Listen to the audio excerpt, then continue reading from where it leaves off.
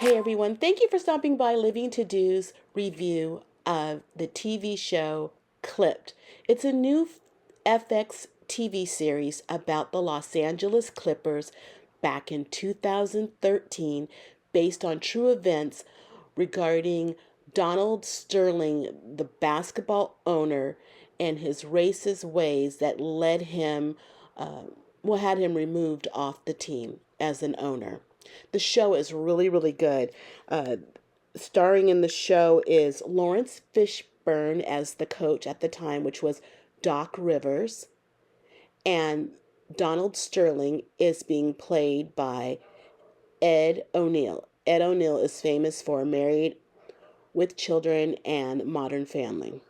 He has another hit on his hand. It's so interesting. It's a personal uh, story for me because I have a personal interest in it because that is my local team and it's my son's favorite basketball team, his first favorite basketball team at the time, and his first favorite basketball player, Chris Paul, was on the team, and he's still his favorite player today. He's on the Warriors, which is my current favorite team. Anyway, the show is really, really good. This starts off when Doc Rivers comes to the team as a coach, and he came from Boston Celtics. I think he was a coach there. Not a fan of Boston Celtics, but he started a new. He was, I guess, trying to make the Clippers, which was always a bad team. 43 years of franchise and never made it. Never got a ring. They were always like the bad team. Nowadays, they're kind of they're a contender. They still haven't won in 2024, but they are a much improved team. In fact, they're getting a new stadium next year, Intuit Stadium, and it looks great. Brand new state of the art team. And now that I think about it, this team started to turn around when Doc Rivers and Chris Paul, Blake Griffin, JJ Redick, DeAndre Jordan was formed as a team. They just got better as as an overall team. Even when the players left, they're still making great strides and doing really, really well. So shout out to them. Still, they're my second favorite team these days. Anyway, this show is really, really good. It shows um, Doc coming onto the team, and he is dealing with Donald Sterling, somebody he used to play for back in the day. And Donald is such a, oh, he's a narcissist. He's absolutely out of his mind, really. A man with too much money, a racist man with too much money. He has a girl as his assistant. She goes by V. And she's this young girl. I don't know how young she is, but she wears tight clothes, bouncing all around, really making some decisions for him, player decisions. And she's just, I think he gave her a long rope, and which is really, really fascinating. She's this girl, she's actually biracial. The guy is racist, but he has a thing for this girl. He just trots her all around. She's labeled as the assistant. She drives him everywhere. He bought her a Porsche. He bought her a duplex home to live in. He prances her around in front of everybody, even his wife. His wife, Shelly. She knows what's really going on. And V just takes it upon herself to encroach in their life more and more to the point where this is getting on Shelly's nerves. And apparently he's had other girlfriends or whatnot. And she kind of dialed back, played the backfield on this. But this girl's really getting on her nerves, especially when he's buying property for her. So his wife Shelly she ain't really having it. At first, she seems very hospitable. She seems to be. She tries to act like she has manners towards this girl. Still has manners towards her. She says little slight things to her, but overall, my God, she should be, I don't know. She's just way too nice for this. Donald Sterling wants to be called Mr. Sterling by his employees, which to me is so tacky. In this day and age, acting like you're so superior, Mr. Sterling. Somebody else we know used to do that and it used to bother me. Think about it. Um, anyway, I won't be calling him Mr. Sterling. Uh, they're bringing more players to the team. That's what Doc wants to do. Chris Paul is on his way on the team. Um, JJ Redick is somebody that Doc Rivers wants on the team, and Sterling doesn't want him on the team. And he says because he's white. What? What does that matter? He's a great basketball player, and currently there's been talks he might be the coach for the Lakers. I don't understand that. I think maybe he wanted to own black people. I think that's what his deal is. When when Doc tries to get JJ on the team, Sterling says something like, "Don't do it. I don't want him on the team.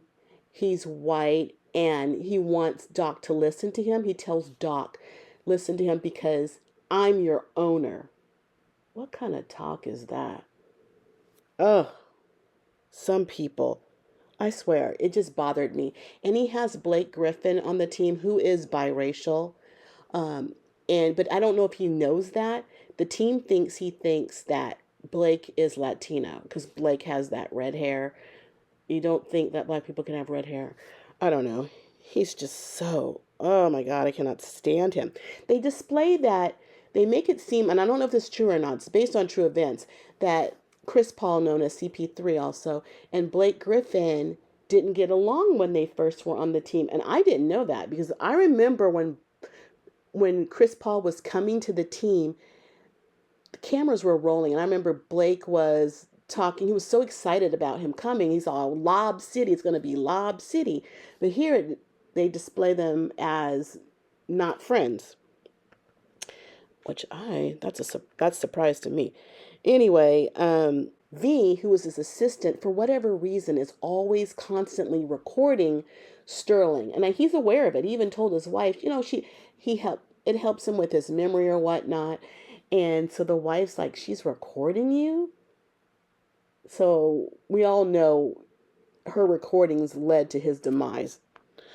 Um, she goes she goes to a baseball game, the Dodger game actually, and at the time, and still is, Magic Johnson is one of the owners of the Dodgers, and she's taking pics with Magic. She's one of those girls who just wants to come up by marrying somebody. She's one of those types of girls. She wants to be rich. She wants to be that girl on some guy's arm and whatnot. So the picture gets back. Actually, she tells Sterling that she took a picture with the owner, Magic Johnson, and he reprimands her by saying things like, "Don't take pictures with minorities." What the? What? This guy lives in California, but he is the biggest racist. It's a weird type of racism. He's all around black people all the time. He has this girl who's biracial. Uh, he's, I think it's a feeling of owning people, making them subservient to you. And it's kind of just sick to see. And the team doesn't really like him, but you're on an NBA team. There's not much you can do, especially if you have no other options. Um, like I said, he buys her property, a duplex, and the duplex is one apartment will be for her sister Lucy to live in, and the other one will be for her and her two foster sons, which is weird to me.